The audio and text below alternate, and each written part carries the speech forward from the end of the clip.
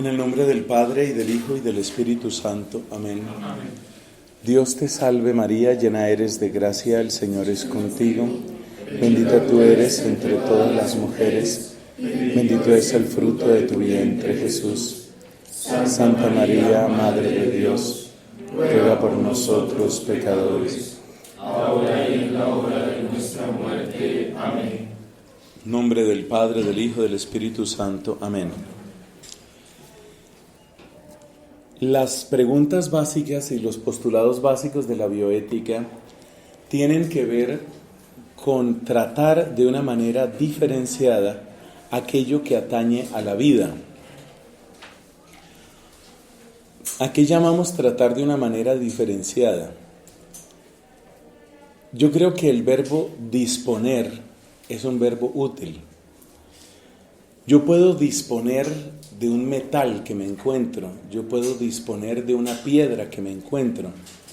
Normalmente lo que nosotros llamamos cosas son seres que están a nuestra disposición.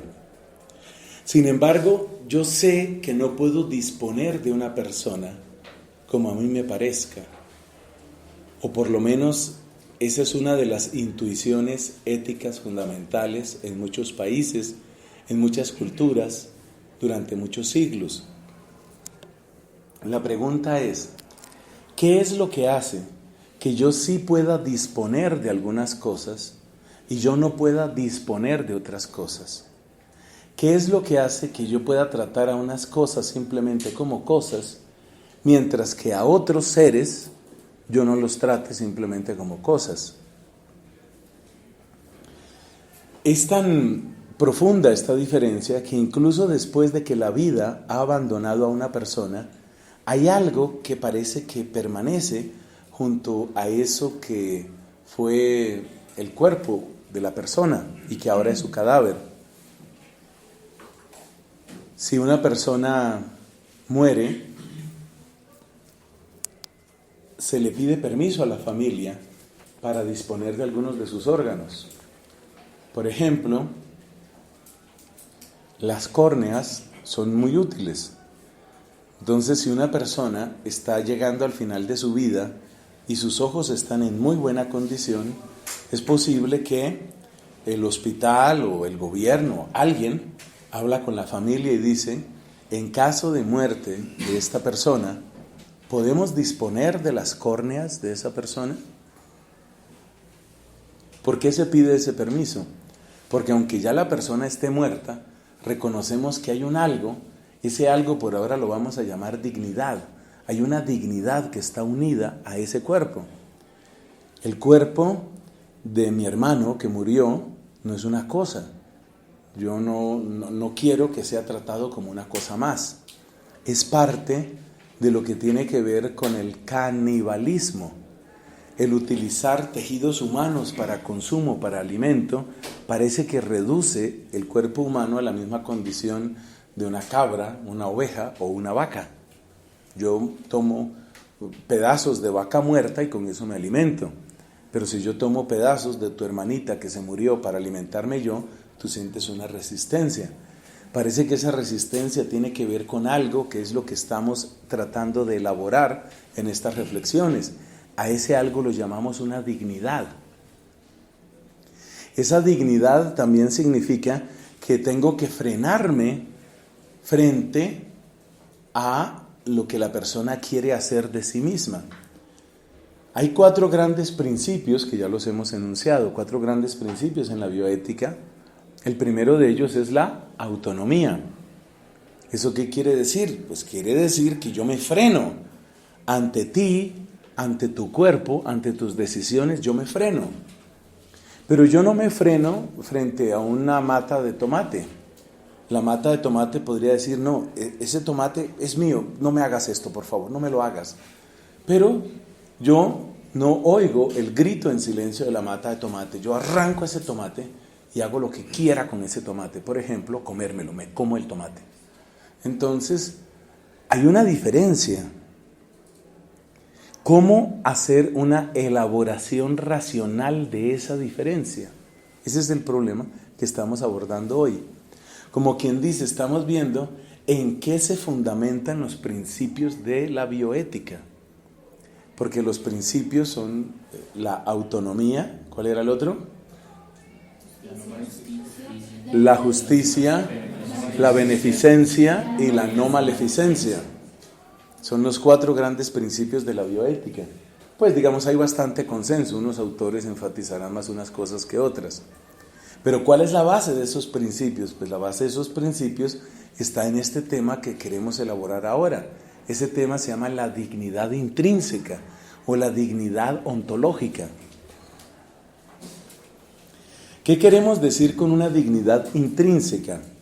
Dignidad intrínseca quiere decir que es la dignidad que un ser tiene por ser lo que es. No porque alguien se lo haya dado. No porque alguien se lo haya dado.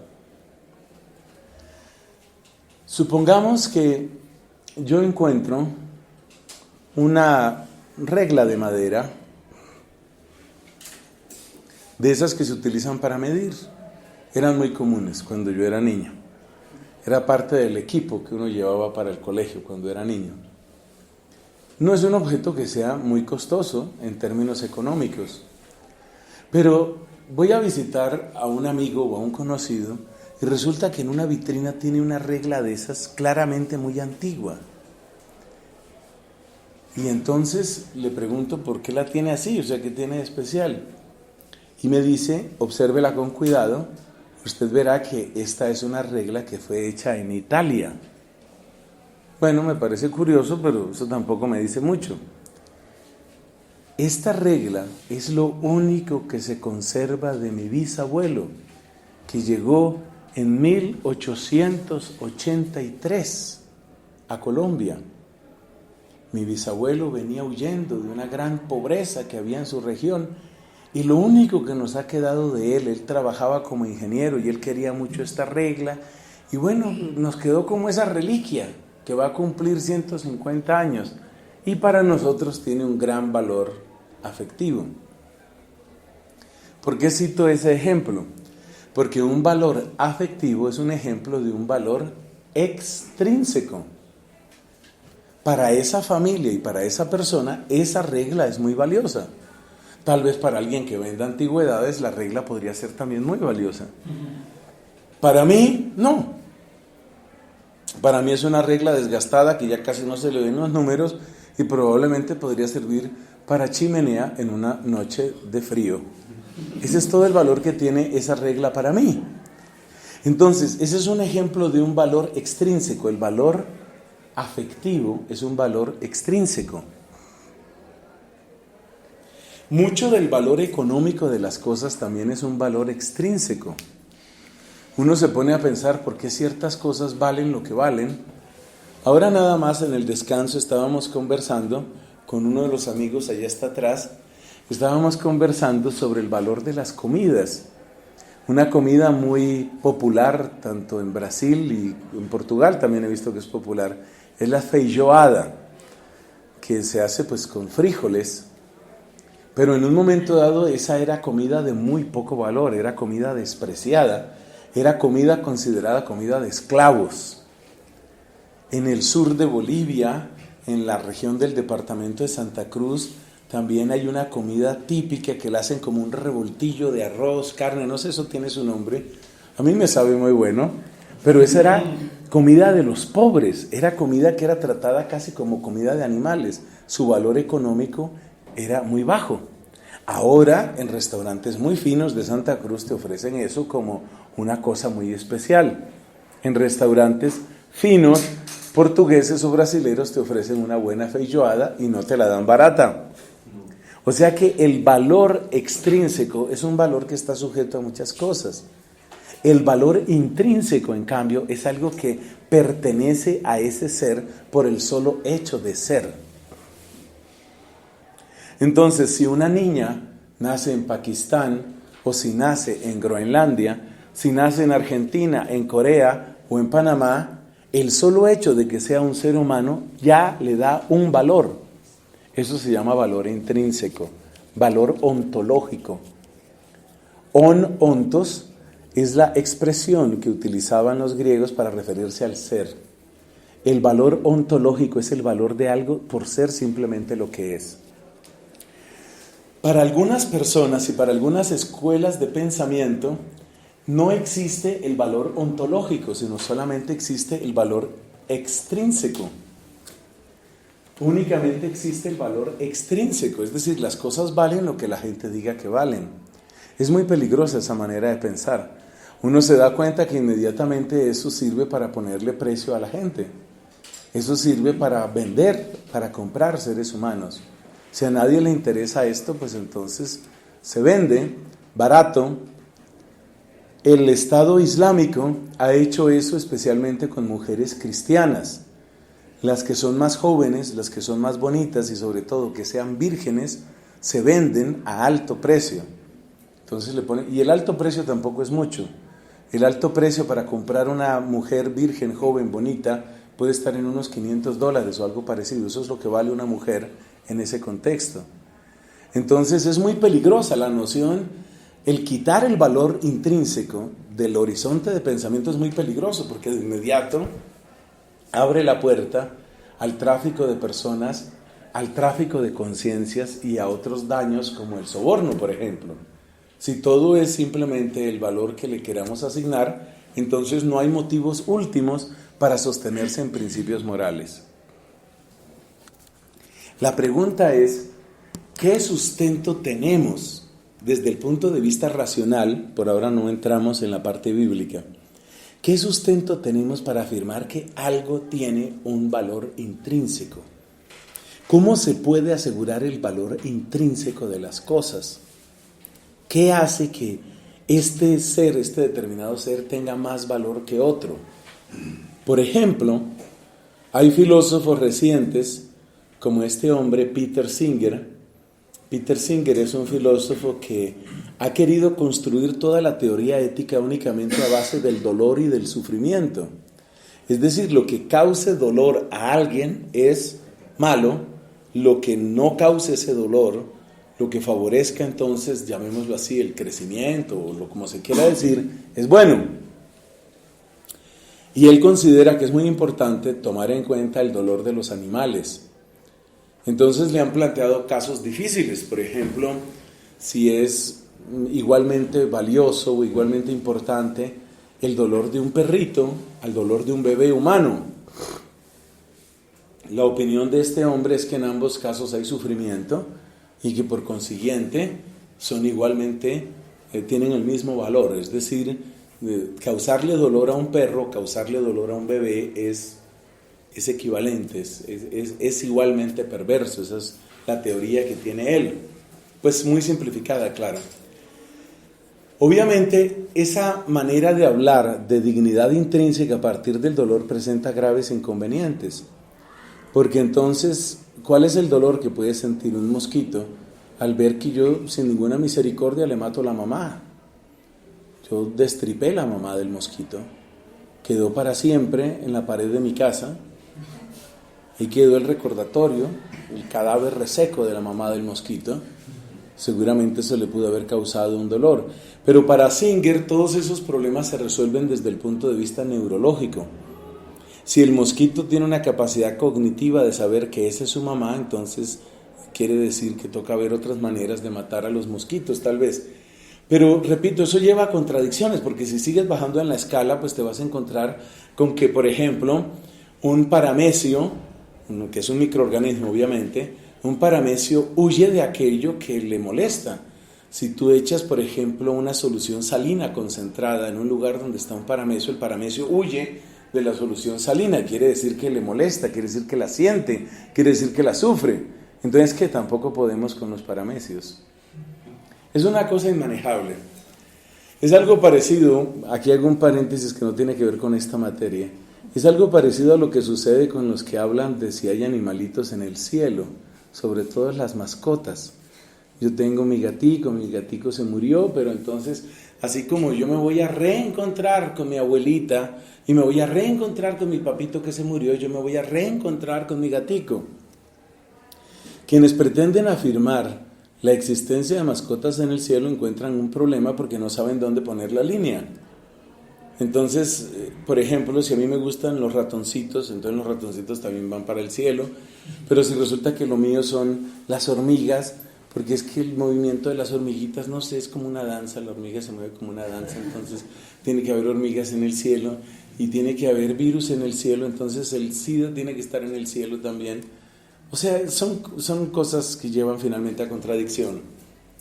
Así que el intento de definir la dignidad a partir del dolor no funciona.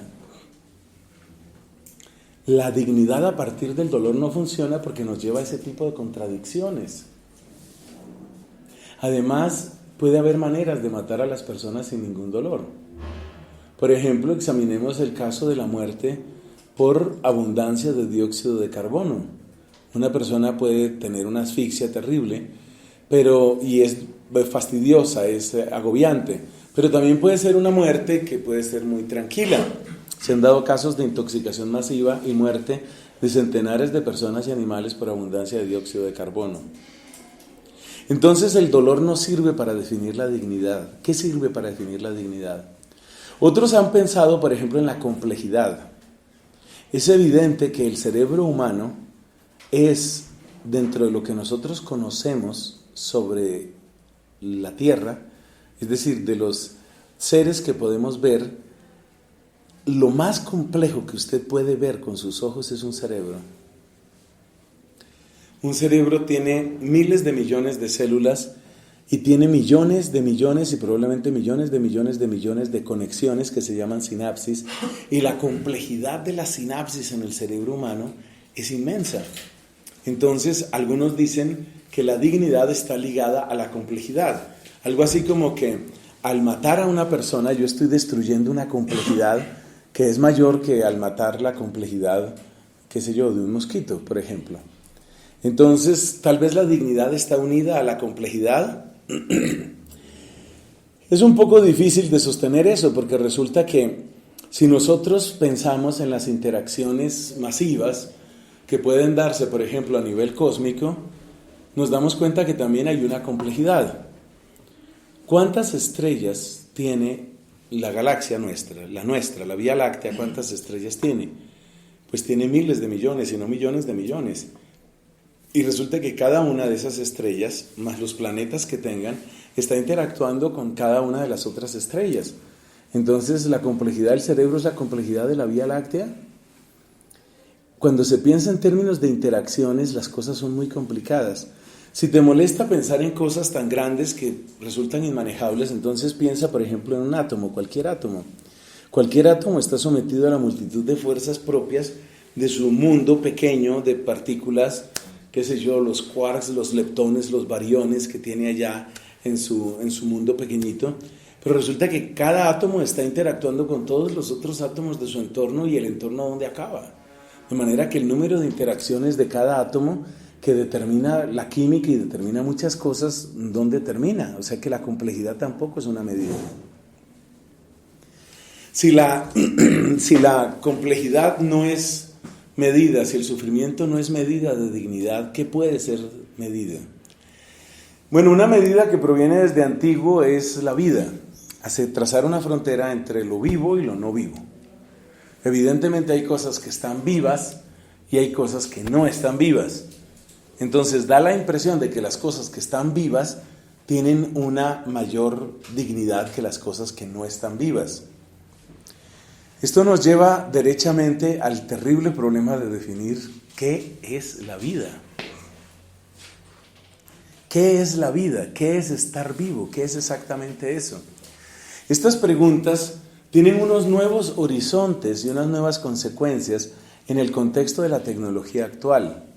Hay personas que se están preguntando a qué distancia estamos de producir computadores que tengan propiamente sentimientos. ¿Se puede programar a un computador para que tenga sentimientos? O sea, no solamente para que responda, sino tal vez a alguien le interese que el computador sea, qué sé yo, un poco temperamental. Entonces le digo al computador, mira, solucióname esta ecuación cúbica, x cubo menos 12x más 14 igual a 0. ¿Qué raíces tiene eso? No, hoy no estoy para ecuaciones cúbicas. Eso puede suceder, es decir, tal vez Claro, ese es un ejemplo así exagerado, chistoso, pero hay personas que dicen que si nosotros lográramos tener computadores con una capacidad de sensibilidad, esos computadores podrían encontrar mejores modelos para tratar con las interacciones humanas. Por ejemplo, piensa en el caso de la economía. La economía. ¿La economía es una ciencia exacta? No. La economía depende de una gran cantidad de factores que finalmente conectan pues con seres humanos, con los gustos de seres humanos, con las preocupaciones de seres humanos, con el egoísmo de los seres humanos.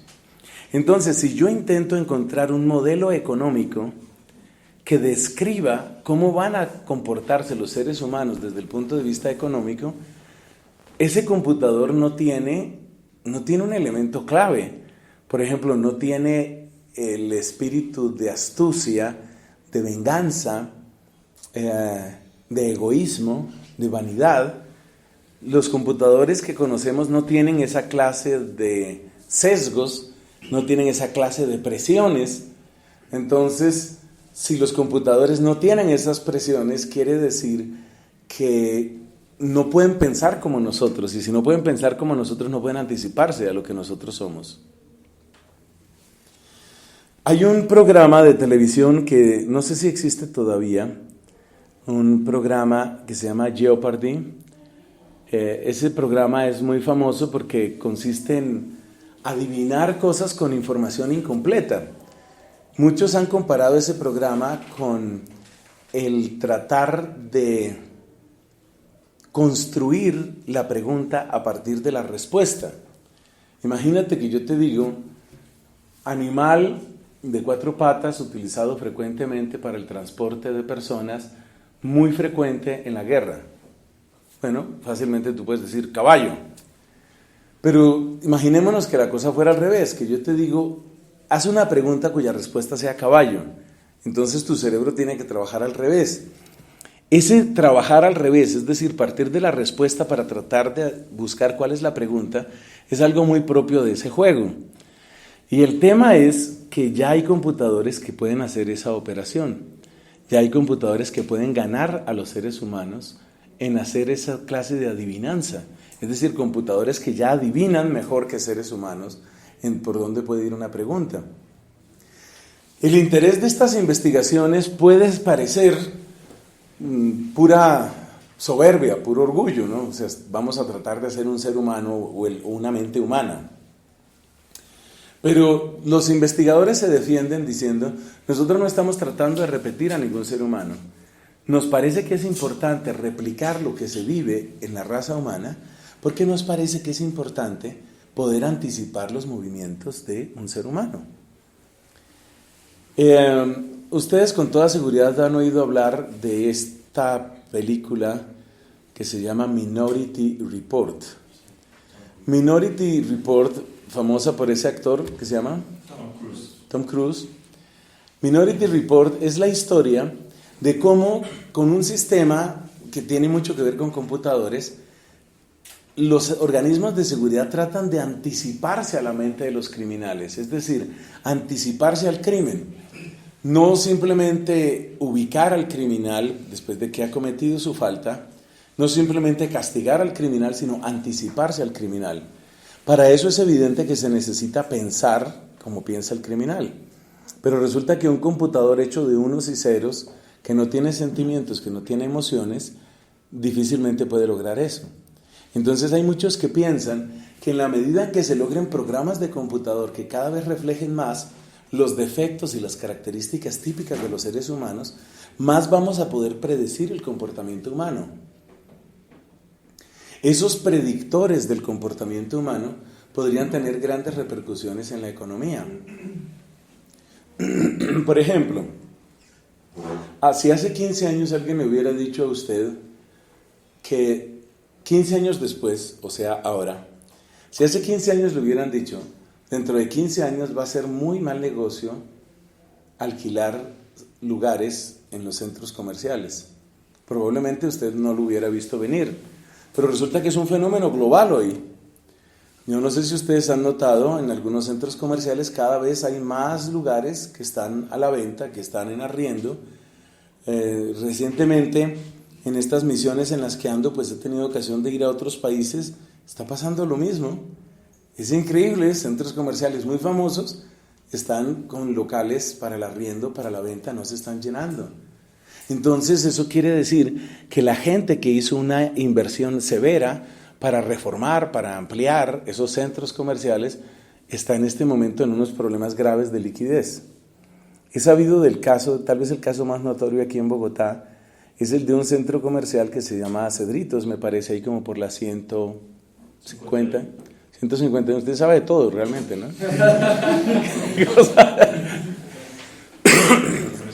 Fue que usted, ¿no será que usted viene del futuro y usted ya vio esta clase? 15 años antes. Entonces, resulta que ese centro comercial está en grave crisis porque hicieron una inversión de cientos de millones de pesos, yo creo que miles de millones ampliándolo, y ahora nadie quiere eso. Seguramente si hubiera modos de predecir mejor el comportamiento humano, las cosas podrían andar mejor. Entonces, la pregunta, ¿por qué estamos hablando de esto? Porque estamos tratando de definir cómo se logra establecer la dignidad intrínseca. Si desaparecemos la dignidad intrínseca, entonces todo vale. Si desaparecemos la dignidad intrínseca, entonces se pueden comprar mujeres vírgenes a $500. Si desaparecemos la dignidad intrínseca, entonces mi conciencia tiene un precio. Ese no es el mundo en el que queremos vivir. Pero si queremos establecer la dignidad intrínseca, tenemos que darle un fundamento. ¿Y el fundamento cuál es? Dios lo dijo y está en tal versículo de la Biblia. Ese es el fundamento. Solo hay un fundamento religioso. No hay un fundamento racional, un fundamento puramente humano, llamémoslo así. Y hemos hecho 3 intentos. El primer intento es el de Peter Singer, definir a partir del dolor, y nos damos cuenta que eso lleva a unos callejones sin salida y a situaciones absurdas.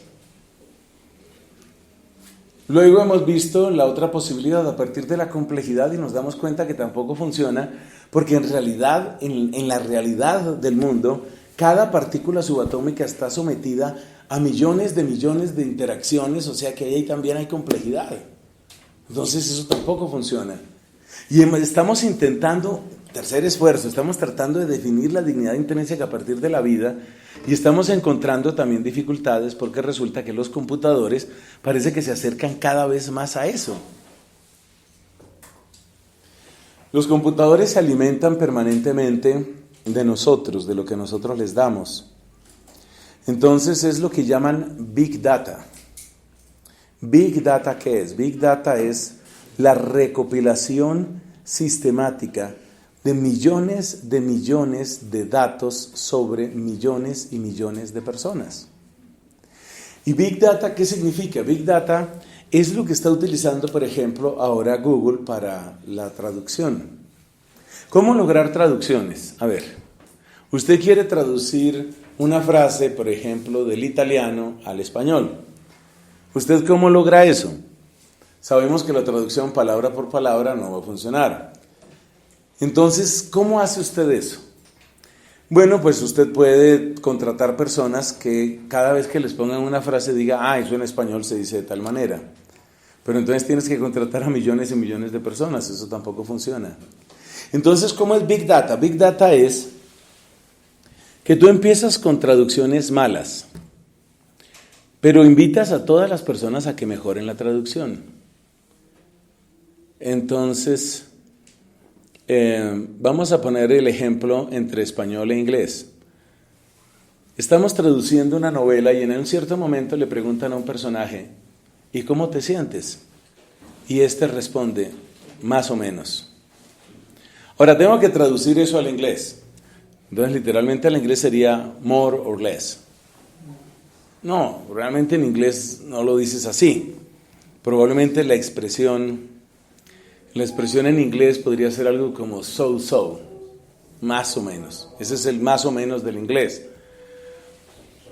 O tal vez podrías decir, de acuerdo con el contexto, podrías decir not good o not bad o algo así. Pero more or less no es exactamente la traducción. Entonces resulta que el sistema de traducción de Google empieza por presentar a las personas. Yo voy a traducir esto. Y sale la frase, ¿cómo te sientes? How do you feel about it? Traducción, ¿cómo te sientes? Es al revés, ¿cómo te sientes? How do you feel about it? Luego, más o menos, traducción, more or less. No, entonces yo corrijo a Google. Pero así como yo corrijo a Google, miles y miles de personas dicen, no, eso no se dice así, eso se dice so-so, eso se dice so-so, eso se dice so-so. Entonces, ¿qué es Big Data? Es la recopilación de miles y miles de personas que me dicen que eso se dice de esa manera. Cuando un número grande de personas, estoy simplificando el algoritmo, claro está, cuando un número gigantesco de personas me dice que eso se dice so-so, entonces el día de mañana otra persona quiere traducir la frase más o menos, y entonces yo Google pongo la frase so-so y nadie se quejó. Pongo so-so, nadie se quejó. Entonces quiere decir que esa es la traducción. He mejorado la traducción. Es decir, son sistemas inteligentes, son programas inteligentes, programas que aprenden. Yo debo confesar, pues, lo mismo que ustedes, yo soy usuario de Internet hace muchos años. Es decir, desde la época en que nació Internet, literalmente, desde los módems esos del pitico, desde esa época. Y yo he visto cómo han mejorado las traducciones. A veces he tenido que enviar documentos en otra lengua y entonces uno hace la traducción automática y luego mira, y claro, le toca revisar despacio, pero verdad, cada vez son mejores. Modismos y bien traducidos, frases que tienen un cierto matiz bien traducido. Entonces, ¿cuál es la dignidad nuestra? ¿Qué somos nosotros? ¿Somos sistemas que hemos aprendido como aprenden los computadores de Google?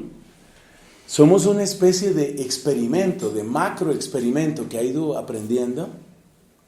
De hecho, ¿qué es la realidad? ¿Realmente nosotros llegamos a conocer la realidad? O más bien, lo que nosotros tenemos es una simulación en nuestro cerebro, una simulación que es útil. Usted puede imaginarse la traducción inicial de Google como una especie de hipótesis que se lanza, pero si esa hipótesis es rechazada y reemplazada por otra mejor, esa otra hipótesis se lanza. Y parece que así es como nosotros aprendemos a ver, y parece que así es como nosotros aprendemos a pensar, y parece que esa es la imagen que nosotros tenemos de la realidad. Unos científicos hicieron un extraño experimento.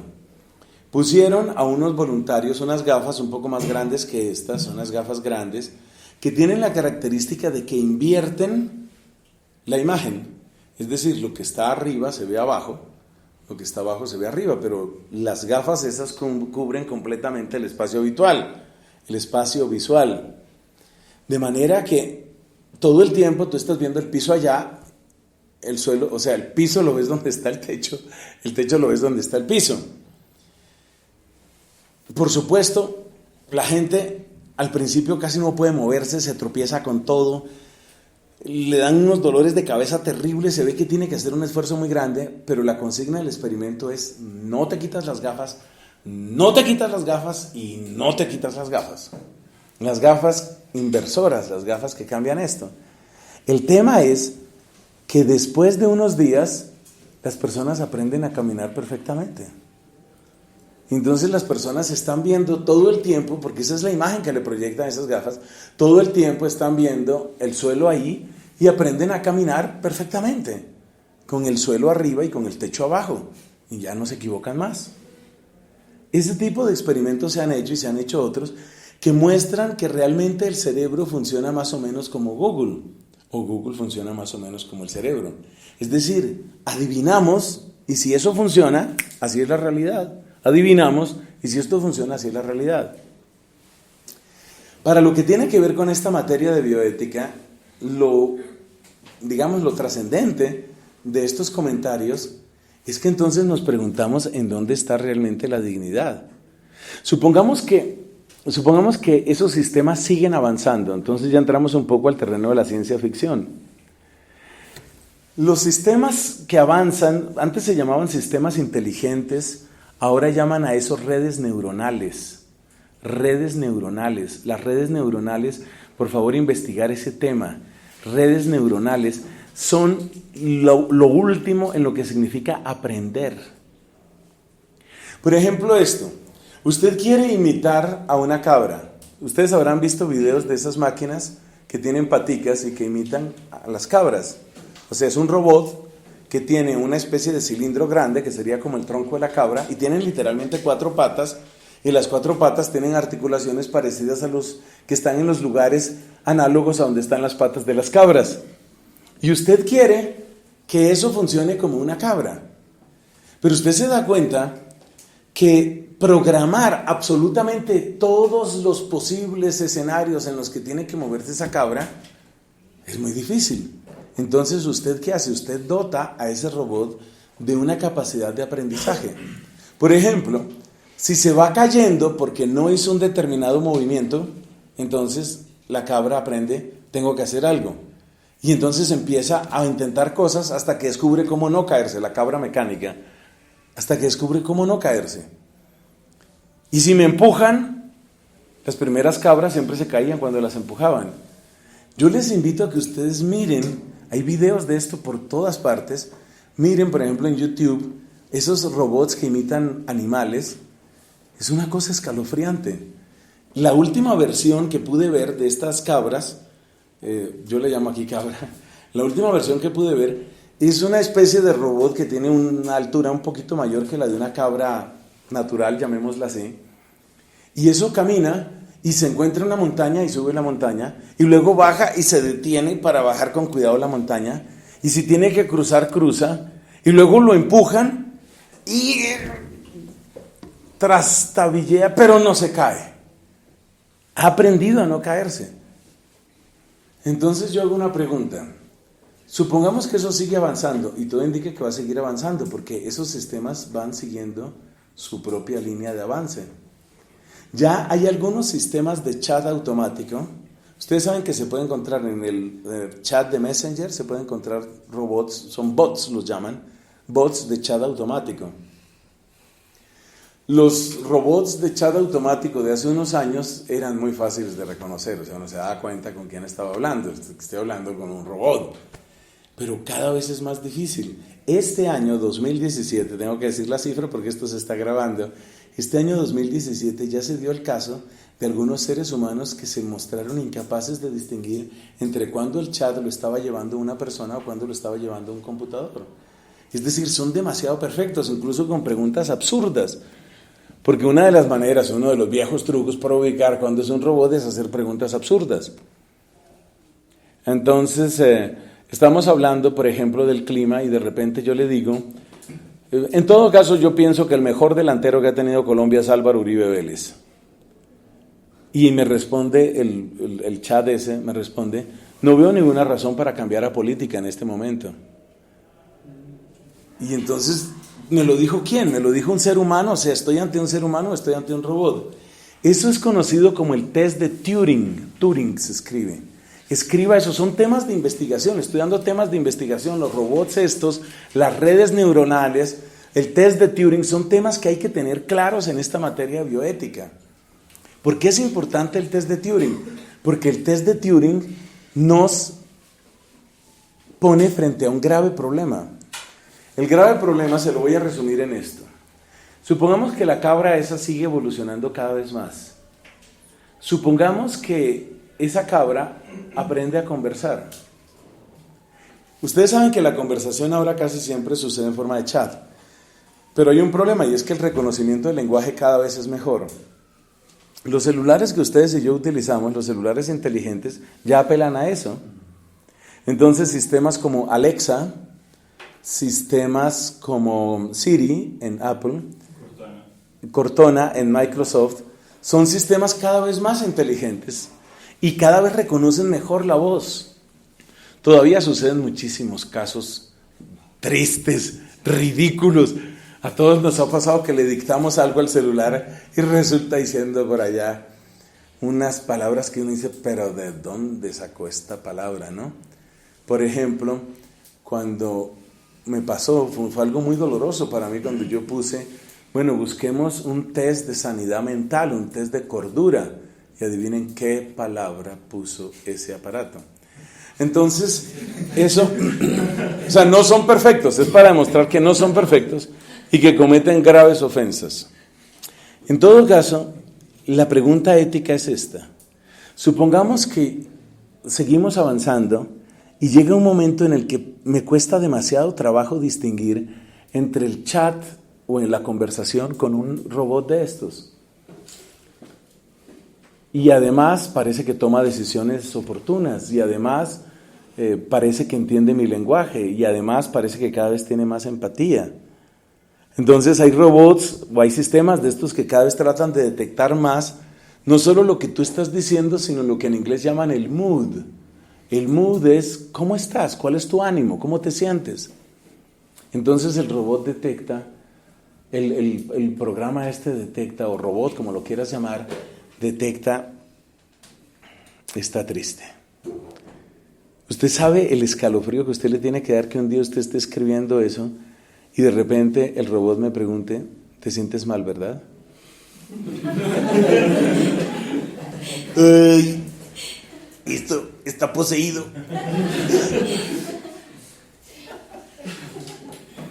No te preocupes, it's okay. Cuéntame un poco más. O sea, ¿qué va a pasar? ¿Qué va a pasar realmente ahí? Porque todo esto va mejorando. Entonces, el problema no son los robots de ahora, que ya nos pueden dar algunas sorpresas como las cabras mecánicas. El problema son los robots de aquí a un siglo, de aquí a 200 años, de aquí a 300 años, absolutamente indistinguibles. Hay personas que ya están presentando síntomas, a pesar de lo imperfecto que está la tecnología, comparado con lo que un día será. Hay personas que ya están prefiriendo la interacción únicamente con máquinas, únicamente con robots. Es uno de los problemas que enfrenta la sociedad japonesa. La gente no quiere interactuar con personas, ya no quieren interactuar con personas. No les parece que vale la pena interactuar con un ser humano que es así tan aburrido, tan variable, tan interesado. Y viene la macro pregunta. Si un día,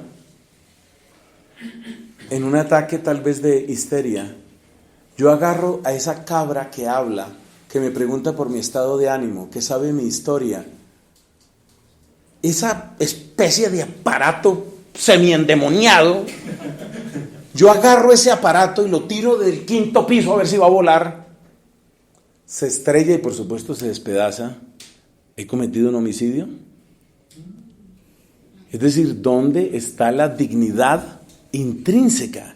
Porque eso ya parece que podía pensar. Algunos autores hablan de lo que se llama la singularidad. Por favor, busquen a un autor con K, Kurzweil o Kurzweil, y busquen la palabra singularidad.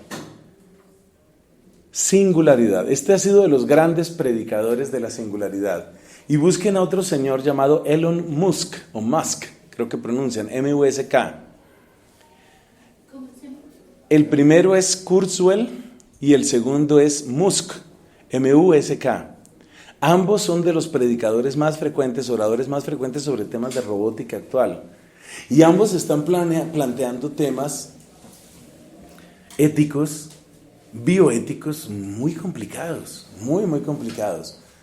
Porque es que lo que estamos enfrentando no es simplemente la tecnología que ha llegado hasta ahora. El problema es qué respuesta, oiga la pregunta, ¿qué respuesta filosófica tenemos sobre la dignidad del ser humano? Respuesta que soporte los próximos 100 años, los próximos 200 años. ¿Tenemos realmente una respuesta para eso? ¿O nuestra respuesta es simplemente para lo que actualmente existe?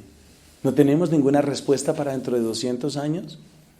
A medida que estos robots ya van conversando con nosotros de esa manera. De hecho, los mejores ingenieros, probablemente los mejores ingenieros del mundo, en términos de computación, están trabajando en eso.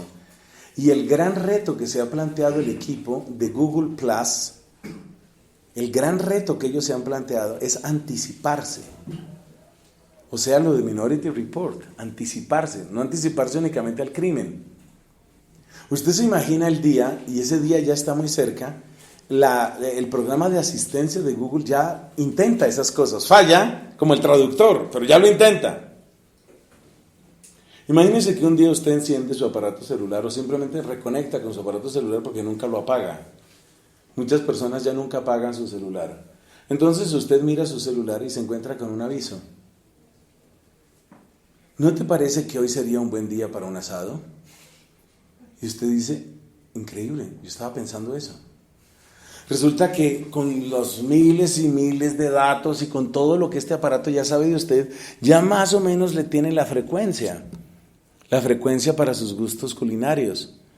Y entonces le hace sugerencias como las que podía hacer una buena secretaria, como las que podía hacer la esposa. Johnny, hace tiempo que no llamas a tu mamá. ¿Sale el aviso ahí? Ese es el asistente. Y usted dice, por ahora no, usted le responde, por ahora no quiero. Y el aparato dice, ¿quieres que te recuerde o dejamos ya eso así? Ese es el tipo de interacción. Entonces, ¿cuál es la frontera? ¿Si hay una frontera o no hay frontera realmente? Y si yo boto la cabra, como dijimos, desde el 5º piso, la cabra que hablaba, no la cabra de ahora, la cabra del año 2000, ¿cómo sería el año? 117, dentro de 100 años. Si yo boto la cabra del año 2117, usted es culpable de asesinato.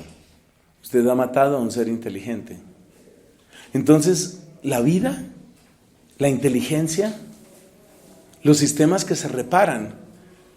El computador que yo utilizo, mi computador de escritorio, el que utilizo ahí en mi habitación, ya es un aparato viejo a estas alturas. Es un aparato que tiene 2 años y medio, 3 años. En el mundo de la computación eso ya es prácticamente viejo. Y ese es un aparato que ya se examina cada cierto tiempo y empieza a decir cosas como, por ejemplo, necesito tal cosa, necesito tal otra. Hay que hacer limpieza de esto. O sea, ya se empiezan a proteger. Más o menos como una persona dice, necesito otra empanada. Este ya es un aparato que dice, ¿qué necesita? Este aparato ya asegura lo que necesita. Bueno, ¿hay o no hay respuesta? Yo creo que sí hay respuesta. Y creo que sí podemos dar una respuesta filosófica consistente que aguanta más de 200 y más de 500 años. Pero para eso tenemos que llegar al concepto propio de razón. Es decir, la hipótesis que vamos a defender en lo que queda de esta conferencia, miremos un poco cómo vamos de tiempo, ¿vamos bien? La hipótesis que vamos a defender en esta conferencia es que sí se puede argumentar racionalmente la dignidad intrínseca del ser humano y que esa argumentación racional de la dignidad intrínseca soporta el avance tecnológico. Pero por favor no dejen de investigar a estos señores, el de la singularidad y el de la robótica.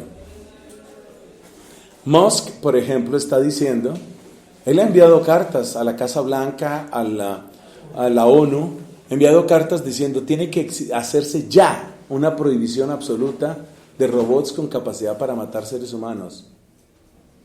La hipótesis que tiene Musk es que no hay ningún sistema robótico que no pueda ser hackeado y un ejército de robots asesinos ya no es simplemente una hipótesis de ciencia ficción, ya es algo que podría perfectamente suceder. Cuando yo les hablo a ustedes de robots asesinos, no piensen simplemente en máquinas tipo Terminator y música de fondo. No son esos monstruos. Muy posiblemente los métodos de destrucción de los robots van a funcionar más en la dirección de los llamados enjambres. O sea, piense usted no en un robot, sino piense en miles de robots que son capaces de conectarse entre ellos y que son capaces de actuar coordinadamente y son capaces de tener una especie de inteligencia compartida. Indirectamente lo hacen. Por ejemplo, cuando hackearon y robaron un poco más de gente, casi toda su plata, y la gente se suicidaba. Ah, sí, claro, eso es lo que significa el hackeo, pero aquí estamos hablando es de matar directamente.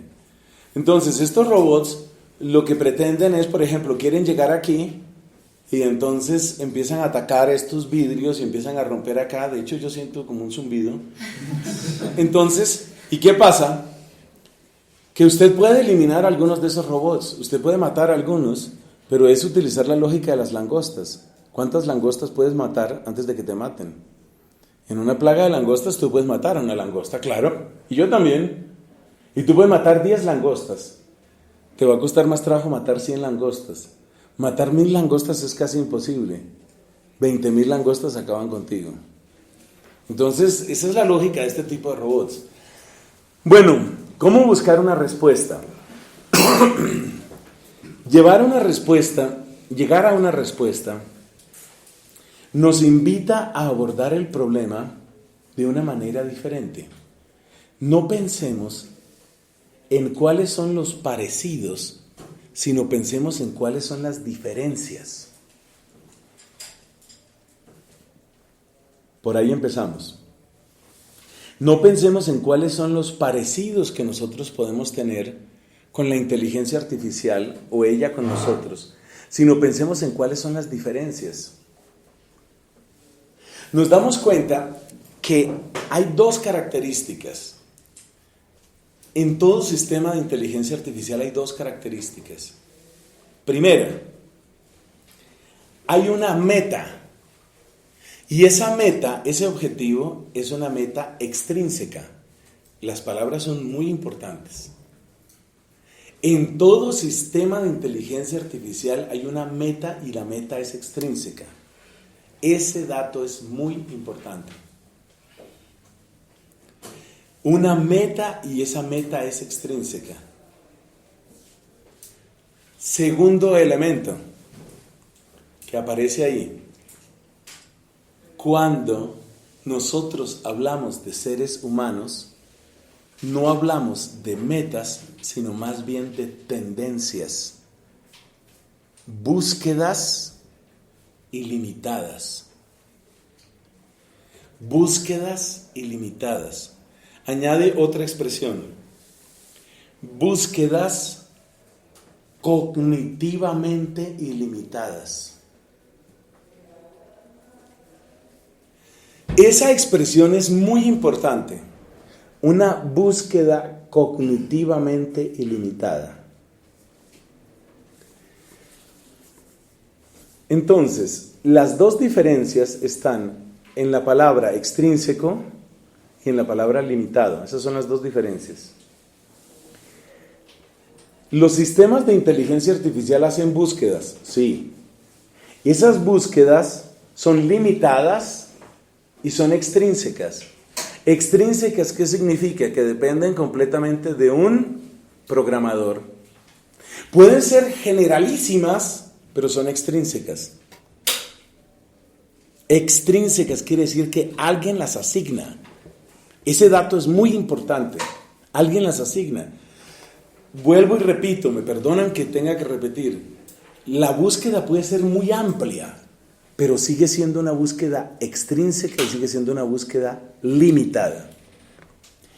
En cambio, en el caso del ser humano, tenemos una búsqueda que es intrínseca y que es ilimitada. Y esas son dos características de la racionalidad como tal. O sea que todo, mis amigos, se traduce en una frase muy sencilla, pero que yo considero muy importante. Con la tinta más escandalosa que usted tenga, escriba la siguiente frase. La inteligencia no consiste en resolver problemas. Porque el gran malentendido de Kurzweil y de Musk y de incluso von Neumann y de Turing y de muchos otros, este señor Jeff Bezos, el de Amazon, la gran equivocación es identificar la inteligencia con la resolución de problemas. Amigos, ¿qué entendemos aquí por un problema? Un problema es una búsqueda extrínseca limitada. Búsqueda extrínseca limitada. ¿Usted ha oído hablar de qué es un laberinto? Claro, todos sabemos lo que es un laberinto. Salir de un laberinto es algo que demanda tiempo, un tiempo que crece exponencialmente según el área del laberinto. Salir de un laberinto grande puede tomar muchísimo, muchísimo tiempo. Muy pocos seres humanos, quizás ninguno de nosotros que está en este salón ahora, son capaces de moverse en un laberinto en más de una dimensión. O sea, tú imagínate un laberinto, pero que es en 3 dimensiones, con todas las posibles desviaciones, callejones, pozos, subidas, bajadas.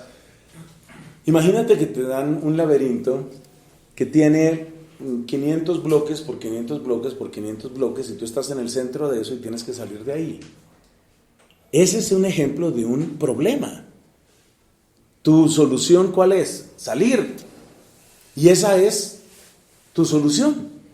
O sea, te han asignado el problema y te han dicho cuál es la solución. Eso que se llama extrínseco limitado. ¿Quién de nosotros sería capaz de resolver eso? Yo me declaro incapaz. Yo no podría eso. Es decir, yo me muero en el laberinto. Yo me muero ahí. Yo me muero. Hay personas que se especializan en hacer laberintos. Y hay laberintos de tamaño real. Cuando las personas van a esos laberintos, obligatoriamente tienen que tener un sistema de petición de ayuda. Porque literalmente una persona se puede extraviar y puede pasar horas y días y no logra encontrar la salida. Hay laberintos demasiado bien hechos, eso en 2 dimensiones. Y son pequeños. Un laberinto como el que describí en 3 dimensiones, yo no creo que ninguno de nosotros sea capaz de salir de ahí. Un computador sí puede. Un computador establece una estrategia y te voy a decir más. Un computador puede salir de un laberinto en cualquier número de dimensiones. O sea, ya 3 dimensiones para mí es impensable, yo no sabría qué hacer. Es demasiado difícil para mi mente. ¿Quién puede salir de un laberinto en 4 dimensiones? Tal vez haya algún genio en la Tierra que puede hacerlo. Salir de un laberinto en 4 dimensiones, ¿qué es eso? Pero un computador sí puede hacerlo. Y un laberinto puede salir de un computador puede salir de un laberinto en 10 dimensiones. O sea, los computadores pueden resolver problemas. Entonces el concepto de problema es muy importante. Porque el problema es algo que es extrínseco y limitado. Por favor, esa definición es importante. Un problema es algo extrínseco y limitado. Y los computadores nos pueden ganar en la solución de problemas. Con el debido respeto a la inteligencia de cada uno de ustedes, yo no creo que ninguno de ustedes pueda salir de un laberinto en 3 dimensiones que tenga un número abundante de bloques. Entonces, los computadores son buenos para resolver problemas. Pero ahora te digo otra cosa, los animales también son buenos para resolver problemas. Claro, un animal puede resolver problemas que yo no sé resolver. Me sueltas en un bosque y sueltas a un chacal en un bosque y a ver cuál de los dos sobrevive. Quizás le va mejor al chacal que a mí. Sabe resolver mejor ese problema que yo. Y entonces, si la razón humana sirve para resolver problemas, sí, dentro de ciertos límites. Así como mis ojos sirven para resolver problemas dentro de ciertos límites. Pero resulta que hay animales que tienen mejores ojos que yo. Así también hay animales que saben resolver problemas que yo no sé resolver. Eso también es cierto. Entonces hay que tener en cuenta que una cosa es resolver problemas y otra cosa es ¿qué? Aquí viene el elemento clave. La otra cosa es responder preguntas. La gran destreza, otra frase para usted, la gran destreza de la razón humana no es resolver problemas, sino buscar la respuesta a preguntas.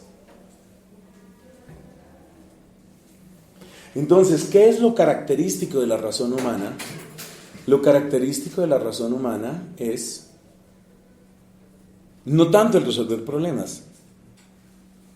Uno puede resolver problemas. O sea, ponemos a un niño de unos 8 años en un salón donde hay unas cajas que se pueden apilar para coger unos bananos y ponemos en el otro salón de iguales dimensiones y con las mismas cajas ponemos a un chimpancé y nos damos cuenta que el chimpancé resuelve el problema y el niño resuelve el problema. La conclusión irresponsable pero muy fácil de sacar es: un niño tiene la inteligencia de un chimpancé, porque definimos a la inteligencia como resolver problemas. No, es un grave error definir inteligencia como resolución de problemas. Un grave, grave error.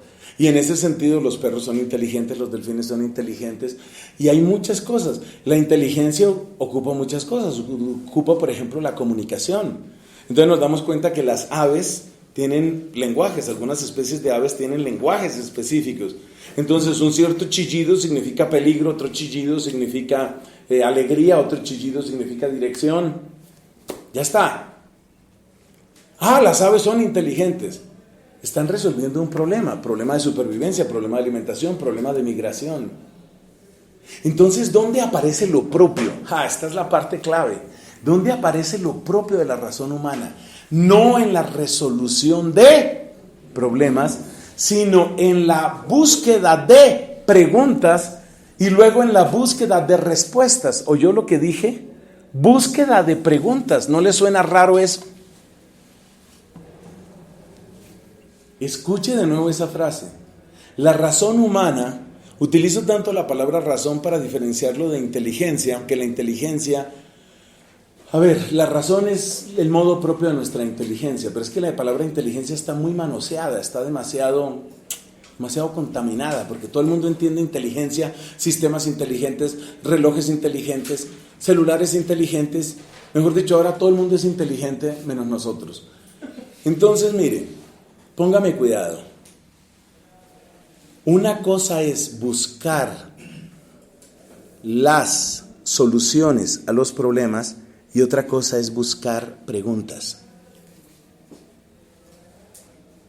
Examine, por favor, sienta dentro de usted extrañeza con la frase que le acabo de decir. Buscar una pregunta. Buscar una pregunta, ¿qué significa eso? Buscar una pregunta. Buscar una pregunta es tratar de poner en palabras algo dentro de usted que está insatisfecho, pero que usted no sabe exactamente qué es. La insatisfacción profunda de usted le lleva a una búsqueda ilimitada. Esa búsqueda ilimitada es una búsqueda que tiende hacia el ser, hacia la verdad, hacia la belleza pura. ¿Un computador puede hacer algo bello? Sí, claro que sí. El otro día estaba viendo unos fractales de Mandelbrot hechos por computador. ¡Qué cosa, qué espectáculo! ¡Qué cosa tan hermosa, bellísimo! Hecho todo, bueno. No es solo que fue hecho por computador, fue hecho por el computador. O sea, el computador escogió aquellas escenas que considera más bonitas. Unos cuadros impresionantes, unos paisajes increíbles, paisajes abstractos increíbles. Lo puede hacer en 3 dimensiones, en 20 dimensiones en las que yo le pida. Yo solo podré ver hasta 3. Entonces el computador resuelve problemas encontrando soluciones. La razón busca preguntas y busca respuestas de una manera ilimitada. Entonces, ¿cuáles son las preguntas? Las preguntas propias, las preguntas que debemos considerar características de la racionalidad humana. Esas preguntas son las que tienen que ver con el sentido. Son las preguntas que tienen que ver con la verdad. Son las preguntas que tienen que ver con el ser. ¿Por qué nosotros nos preguntamos cosas? ¿Por qué surgen en nosotros preguntas? Entonces, ¿la razón sirve para resolver problemas? Sí. Por ejemplo, ¿qué es resolver un problema? Quiero ganar esta partida de ajedrez. Pero resulta que en todo lo que es resolver problemas, la inteligencia artificial nos ganará tarde o temprano. Entonces ya ustedes conocen la historia de Deep Blue. Deep Blue es el sistema de computación que venció a Garry Kasparov hace ya más de 10 años. El juego de estrategia más difícil creado por la mente humana se llama Go. Go es un juego chino, es un juego de estrategia.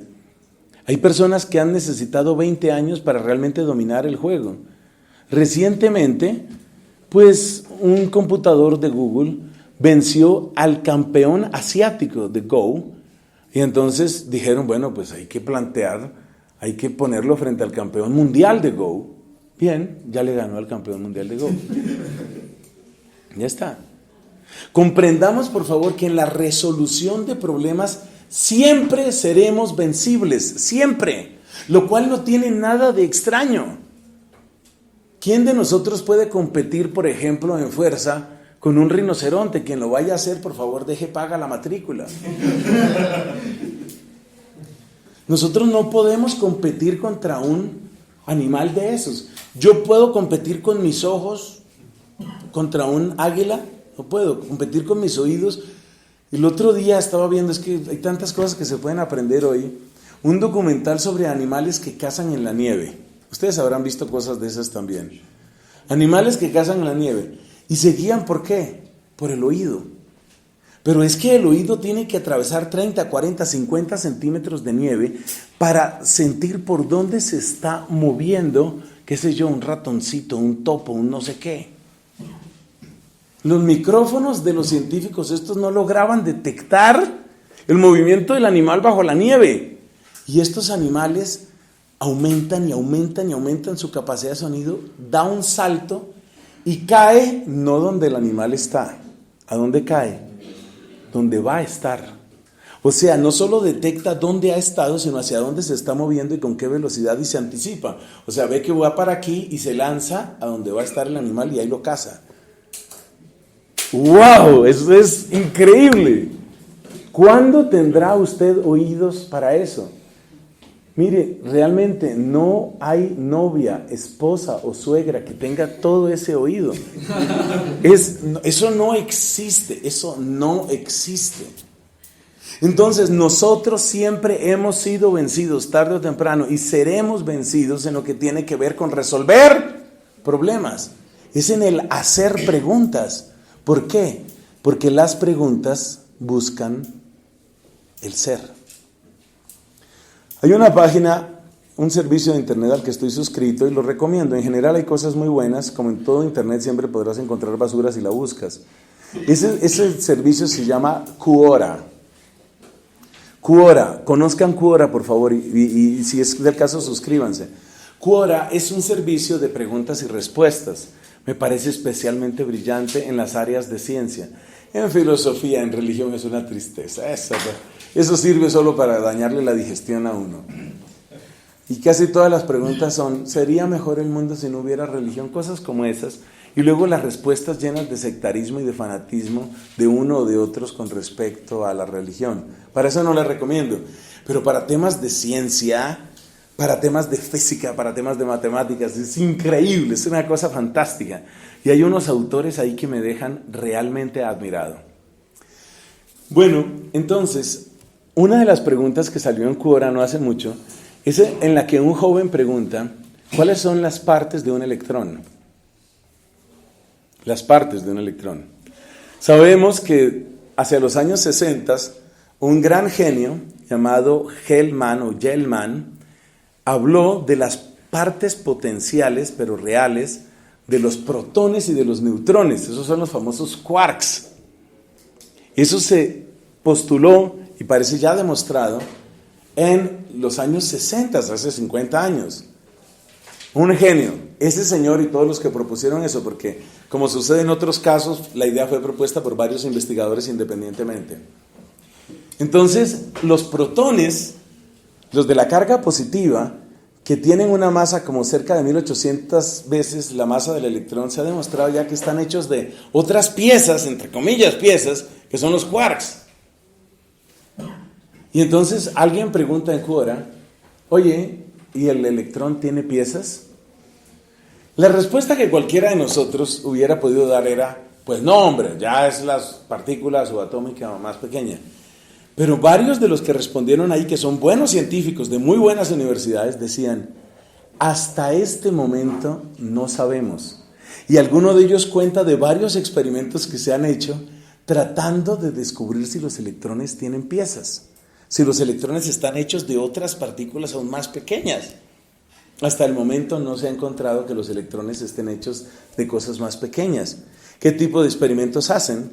Toman un haz de electrones, lo aceleran hasta el 99% de la velocidad de la luz, toman otro haz de electrones acelerado a la misma velocidad, pero en sentido contrario, y hacen colisiones entre electrones. Es lo mismo que han hecho todo el tiempo con protones. Y entonces hacen esas colisiones y luego estudian la colisión, a ver qué surge, a ver qué pasa, a ver qué pedazos salen, a ver si sale algo de física nueva. Todos los experimentos que han hecho han llegado a la conclusión de que el electrón es una partícula que no tiene subpartículas. O sea, llegamos realmente a algo que es indivisible. Nadie ha podido encontrar elementos menores que los quarks. Bueno, ¿y a qué voy yo con esto? Hagámonos esta pregunta. ¿Y por qué nosotros nos preguntamos eso? Entonces tengan la gentileza de escribir en sus apuntes esa frase. Cuando nos preguntamos, la frase dice así, cuando nos preguntamos, ¿por qué hacemos preguntas que no reportan ningún beneficio inmediato,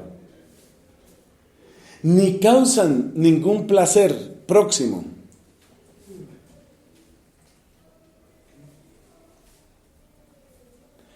Vuelva a leer usted que está escribiendo para que nos quede la frase completa, por favor, Johnny. Cuando nos preguntamos por qué hacemos preguntas que no representan un beneficio cercano. Sí, o inmediato, sí. Un beneficio inmediato, ni un placer próximo,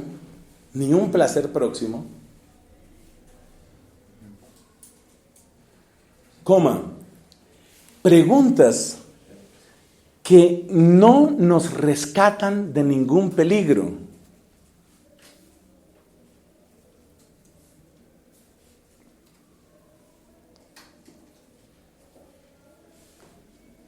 Ni tienen ninguna aplicación conocida.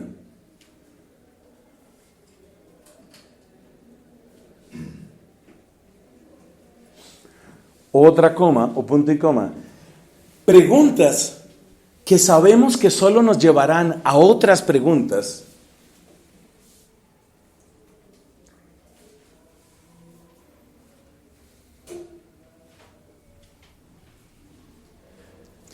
Entonces descubrimos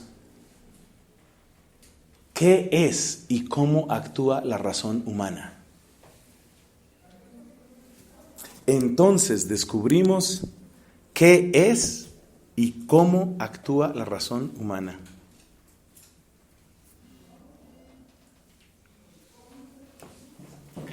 Póngale mucho cuidado a esto que le voy a decir. Esa frase es muy importante, mejor dicho, esa es la frase más importante de hoy y de mucho tiempo, porque esa es la frase en la que se sustenta la dignidad intrínseca. Cuando el chimpancé busca las bananas, cuando un perro, ustedes han visto también videos de perros que aprenden a mover este tipo de, ¿cómo se llama esto? Picaportes o aldabas. Perros que aprenden a mover este tipo de cosas, que encuentran soluciones entre comillas inteligentes. Abejas que recorren laberintos de ida y vuelta, eso lo han hecho también. Ponen a una abeja que recorra, o sea, hay una flor, que por supuesto emana unas ciertas sustancias, la abeja la detecta, pero la abeja no puede llegar directamente, tiene que encontrar un camino y luego tiene que devolverse. Y las abejas se aprenden esos caminos.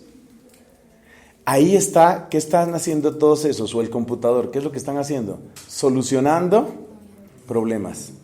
Y son problemas limitados. ¿Qué quiere decir un problema limitado? Quiere decir que después de que la abeja ya aprendió a ir donde la flor y ya aprendió a devolverse de la flor, quedó resuelto el problema. En cambio, ¿qué es una pregunta? Una pregunta es como lo que les dije de Quora. Oiga, ¿de qué está hecho un electrón? Hemos hecho muchos experimentos, no hemos encontrado absolutamente nada.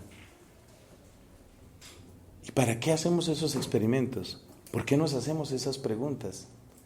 O sea, estamos atreviéndonos a hacer la meta pregunta. ¿Por qué preguntamos? ¿Por qué preguntamos? Eso es lo que nos inquieta. ¿Por qué preguntamos?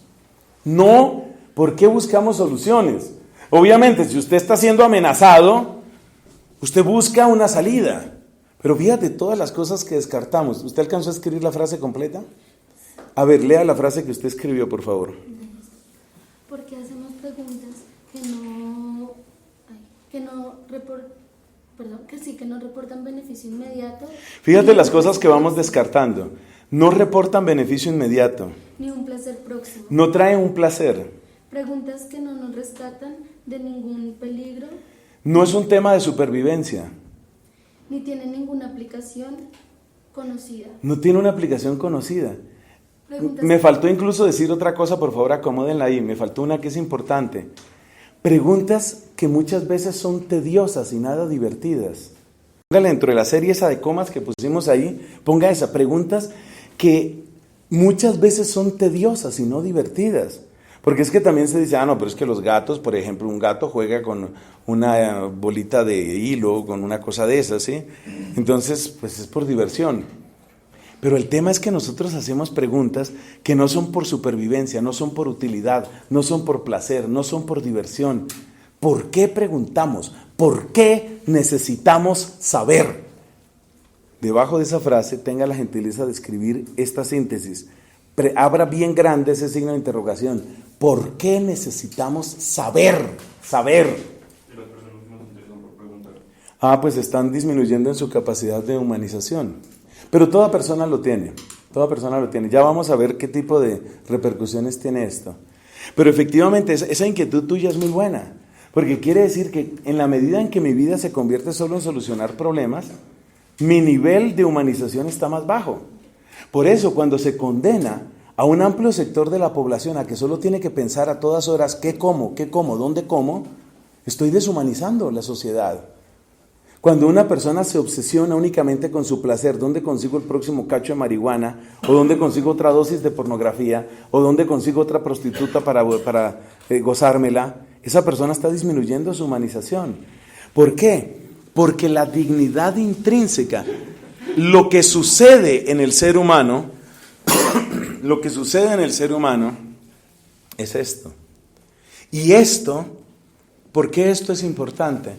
Porque solamente, entonces la pregunta que destacamos, ¿cuál era? ¿Por qué tenemos, cómo es? ¿Por qué necesitamos saber? ¿Por qué necesitamos saber? Es que resulta que cuando nosotros miramos a los animalitos, el animalito necesita saber. Por ejemplo, la vaca necesita saber de dónde se va a alimentar, dónde va a conseguir la sal, dónde se va a resguardar en un invierno crudo. Necesita esas cosas, pero las necesita ¿para qué? Para su supervivencia. El león necesita encontrar dónde está la leona y ojalá pronto. O sea, necesita, pero sabemos para qué lo necesita. Pero cuando una persona que tiene su esposa a la que ama, o una mujer que tiene su esposo al que ama, con el que tiene una intimidad deliciosa, tiene unos hijos que quiere, no tiene problemas de alimentación y de repente se pone a pensar, ¿y si el electrón tuviera partes? Yo estoy dando un ejemplo de la ciencia. O sea, entiéndanme que yo tengo un sesgo porque el problema mío es que yo vengo de ese mundo. Entonces, claro, mi sesgo es científico. Pero las personas se hacen preguntas también de otras características. Por ejemplo, las preguntas de los lingüistas son supremamente interesantes, sumamente interesantes. Ustedes recuerdan una película, para que vea que yo algo sé de películas, es muy poquito, pero algo sé de películas. Hay una película que se llama Avatar.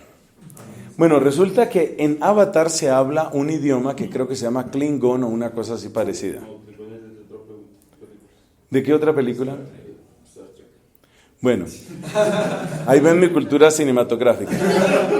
Entonces nos vamos para Star Trek. Olvídense de Avatar. Gracias. Entonces usted se da cuenta que hay ese lenguaje se lo inventaron para esa serie. Ese lenguaje se lo inventaron, es un lenguaje inventado. Y es un lenguaje artificial en el cual, por ejemplo, se utilizan formas verbales para cuando el sujeto es de dos personas, como existe en griego la famosa conjugación dual.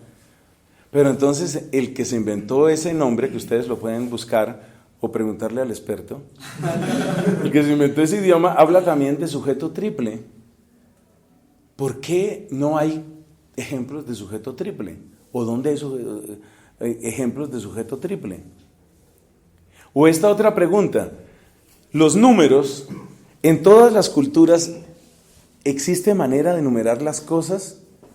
Resulta que se han encontrado culturas en donde las personas solo conocen el número 1, el número 2, el número 3 y el número muchos. Ya no tienen más números. Y han vivido muy bien así. ¿Por qué sucede eso? ¿Cómo sucede eso? Entonces, cualquier campo de conocimiento puede ser profundizado a través de las preguntas.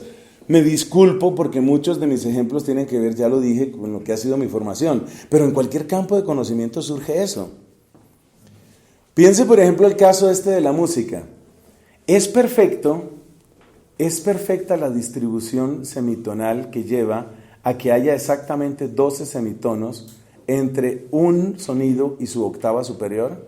¿Eso es perfecto o no es perfecto? Yo no sé lo suficiente de música, pero yo lo que sé es que hay un artículo muy interesante que ustedes pueden ver en internet que dice ¿por qué un piano no puede ser afinado perfectamente?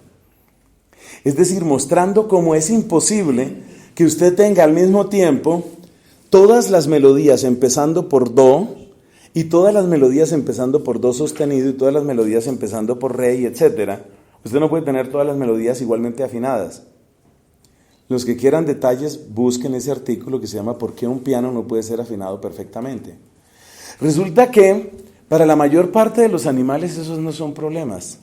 Como decía alguien una vez, si un día desapareciera la Vía Láctea, usted sabe qué es la Vía Láctea se ve, en las noches despejadas se ve como una serie de manchas que parecen gotas de leche, por eso es el nombre, una serie de luces que van de oriente a occidente y que se van moviendo a lo largo de la noche, esa es la Vía Láctea.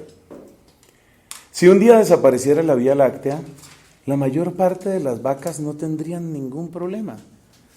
Es decir, como eso no representa ni una utilidad, ni un placer, ni una reproducción, ni una supervivencia, ni una curiosidad de juego, no representa nada para mí.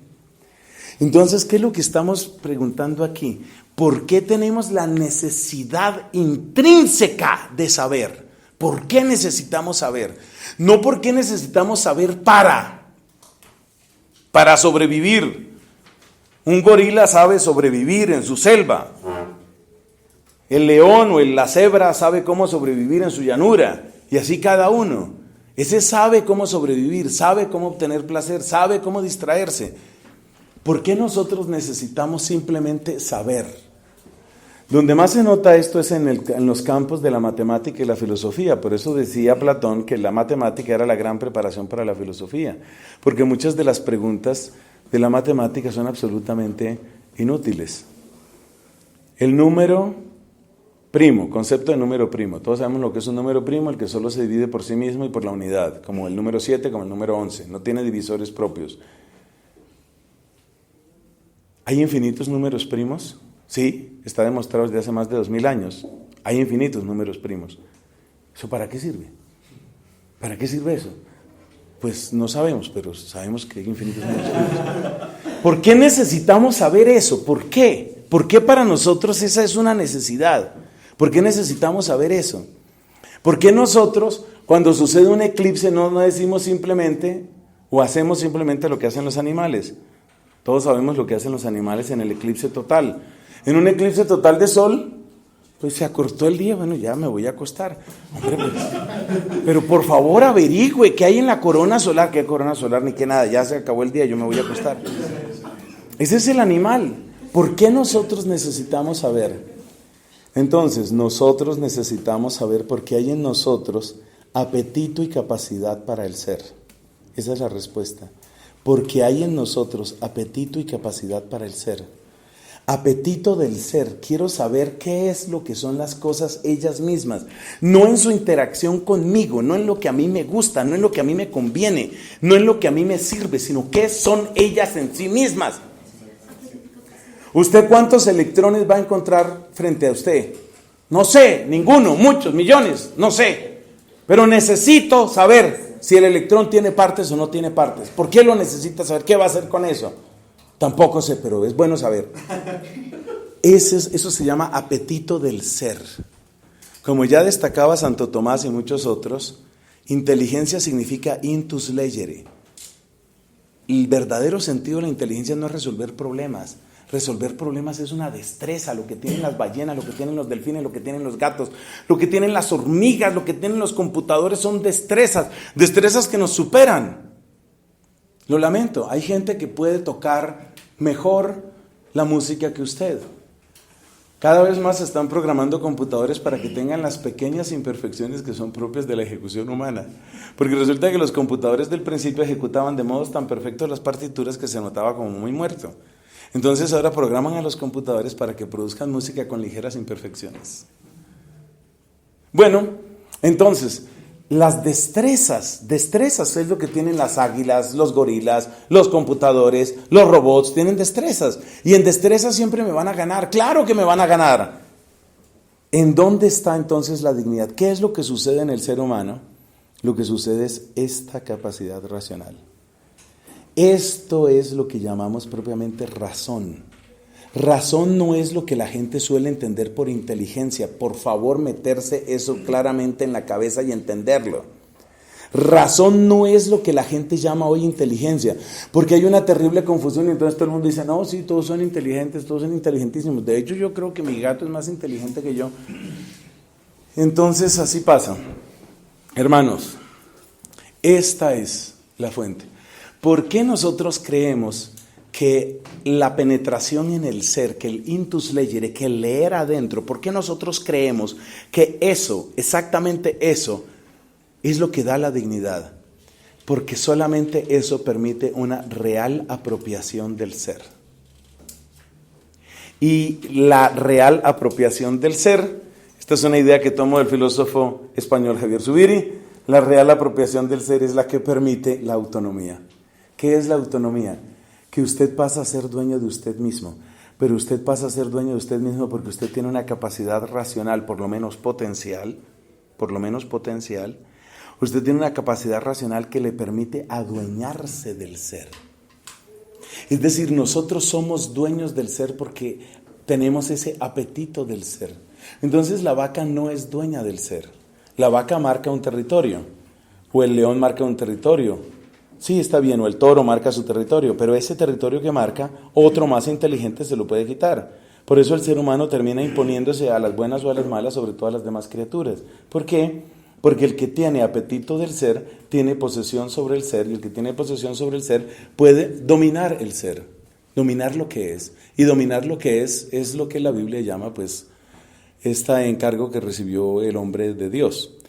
Pero quitemos esa parte de religión si a alguno le parece que es inoportuna o que no es que no va con el resto del discurso, y quedémonos solamente con esto. En el ser humano sucede, por lo menos potencialmente, la capacidad de apetecer y poseer el ser. Y la capacidad de apetecer y poseer el ser le permite poseerse. Y ese es el origen de toda la bioética, la autonomía. La autonomía. La completa posesión de sí mismo solo es posible a través de la inteligencia, porque solo la inteligencia tiene verdadera posesión sobre el ser. Bueno, ese es el fundamento, esa es la dignidad intrínseca del ser humano. Aclaremos un par de objeciones y terminamos. Primera objeción. Un momento, los seres, otros seres como los gatos o como las cabras robóticas, otros seres también tienen su propio territorio y también son celosos de guardar su propia integridad. ¿Eso no es autonomía? Respuesta. Hay autonomía parcial, hay autonomía completa, así como hay posesión parcial y posesión completa. Entonces, la posesión parcial es la que sucede cuando un ser se mueve en lo que Zubiri llamaba la dimensión puramente estimúlica o la formalidad estimúlica. ¿A qué llama Zubiri formalidad estimúlica? Expliquemos eso brevemente. Formalidad estimúlica es actuar movido por alguna de las palabras de la lista esa que puse ahí, porque me reporta protección, placer, responde a mi curiosidad, a mi deseo de jugar, ese tipo de cosas. Trae un provecho, me nutre. Eso es formalidad estimúlica. Y la formalidad estimúlica es parte de lo que nosotros tenemos, pero nosotros, por encima de la formalidad estimúlica, tenemos otra cosa que Zubiri llama formalidad real. Formalidad real es lo que llamamos este apetito del ser. Entonces, ¿qué pasa? Que la formalidad estimúlica permite una posesión parcial. Claro. Entonces, por ejemplo, el perro tiene una posesión parcial de su casa, su casita, esta es mi casita. El toro tiene su posesión parcial ahí del hato y del pedazo de tierra. Supongamos que hay un hongo que está envenenando esa parte de la hierba donde el toro se siente feliz y siente suyo. Es un hongo que resulta muy dañino para el aparato digestivo, o sea, le arruina la digestión a las vacas, a los toros, les arruina la digestión, termina produciendo unas situaciones horribles de diarrea, de anemia, que puede ser mortal. Entonces, tristemente, el lote donde está el toro ese, que está muy dueño de su terreno, está infestado de ese hongo. Yo quiero llevarme a ese toro a otro terreno que es más grande, que está mejor y que sobre todo no tiene el hongo. ¿Puede argumentar usted con el toro?